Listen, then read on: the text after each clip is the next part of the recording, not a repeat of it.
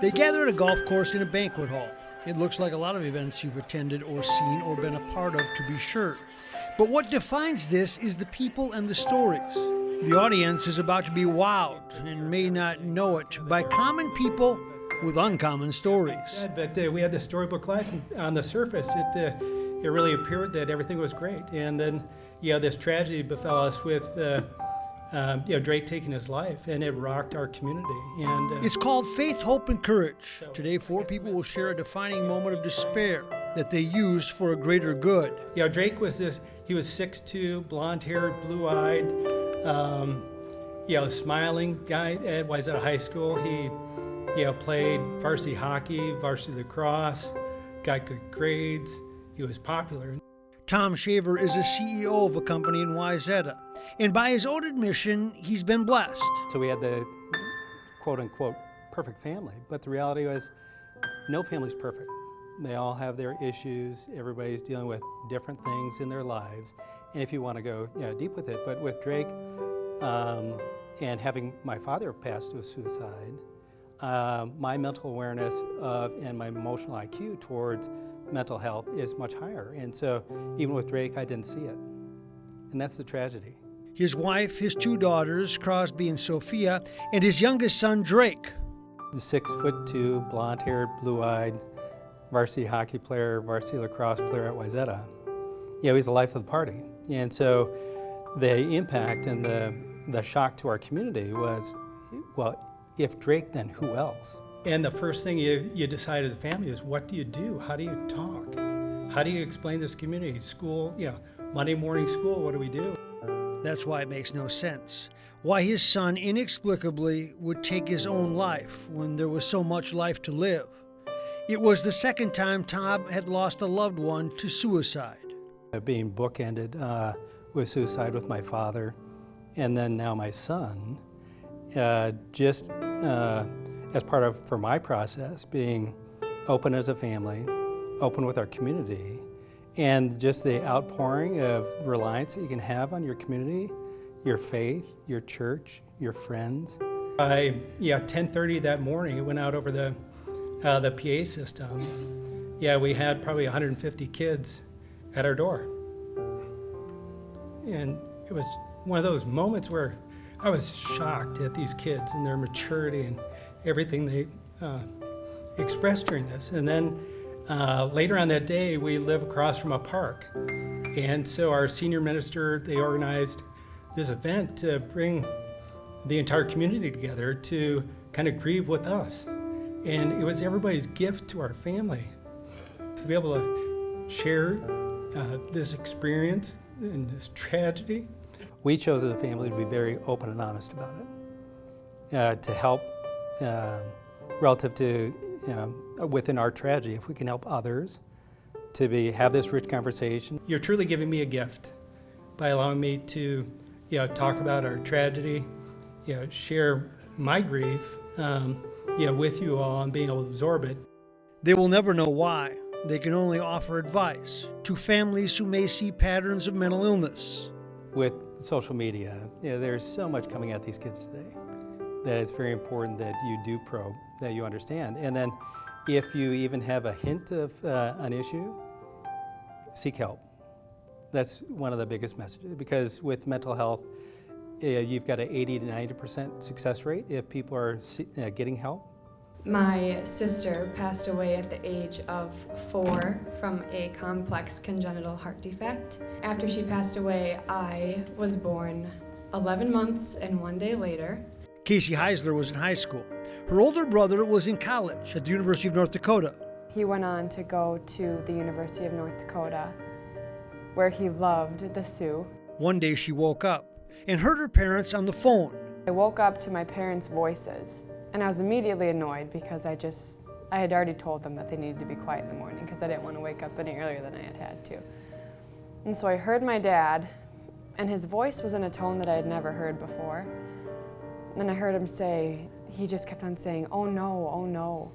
Her brother was in a house fire in his college home and was being airlifted to HCMC in Minneapolis. He never came out of it.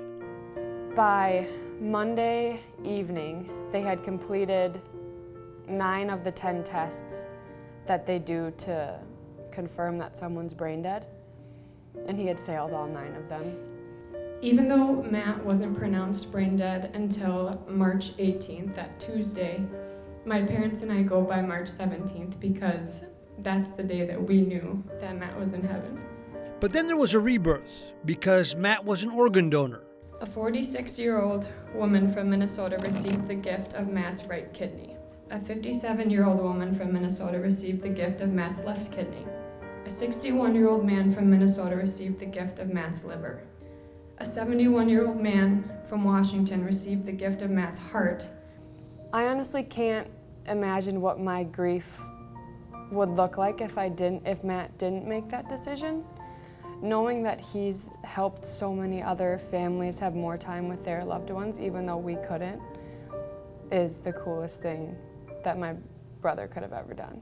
I want to welcome everybody here as a guest, and thank you for coming. This day is a product of this man. Tip Ennebeck invited his friends and family and clients because he feels blessed.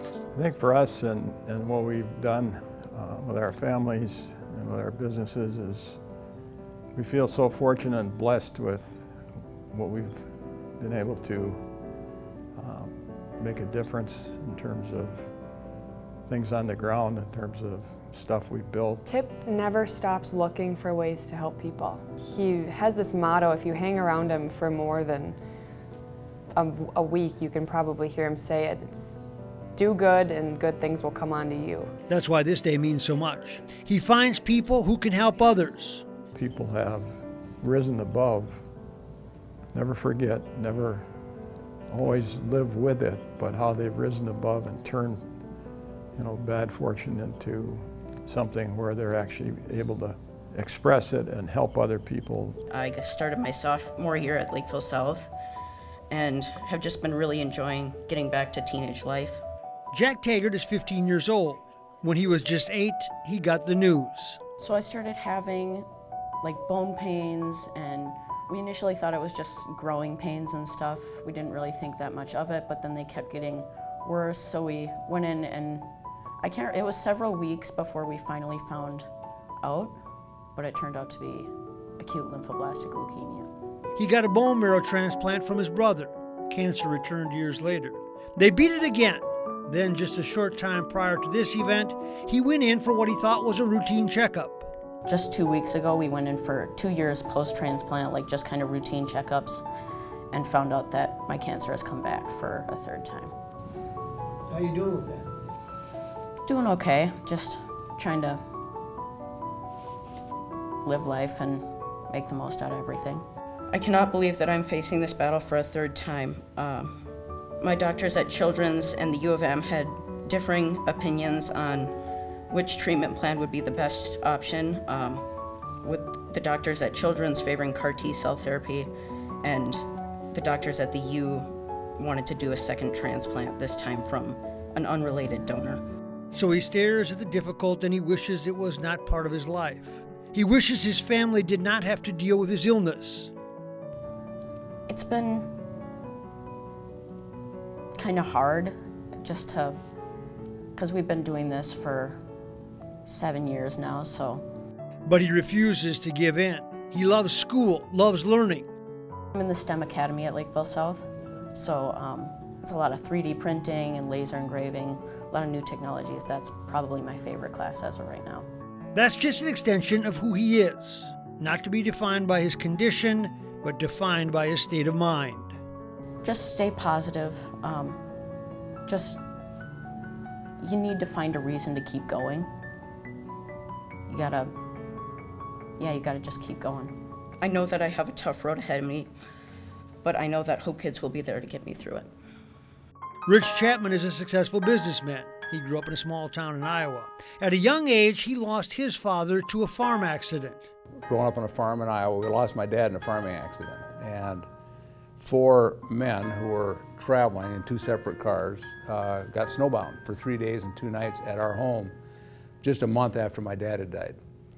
And those 4 men ended up playing a remarkable role in our family's life, basically forever.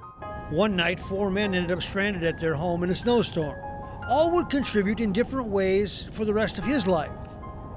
Well, then my dad's sister came to stay with us to help us out for maybe several weeks, because there's 4 children in our family. And I told my Aunt Gladys the same thing. I'm praying for an angel to show up, and no angel. She just said, keep praying, Richard. Well, the angel never showed up. The truth is, God didn't send an angel. He sent 4 angels. And 4 men who showed up in human form and really rescued our family. We were adrift at sea, and it's like a current came and took us into safe harbor. And thus the journey of his life began to take shape. A journey that has been traveled with a partner, a greater power. More than anything, faith. More than anything, faith. And I kind of think of it this way, is that I've heard it said, what you magnify is what you're surrounded by.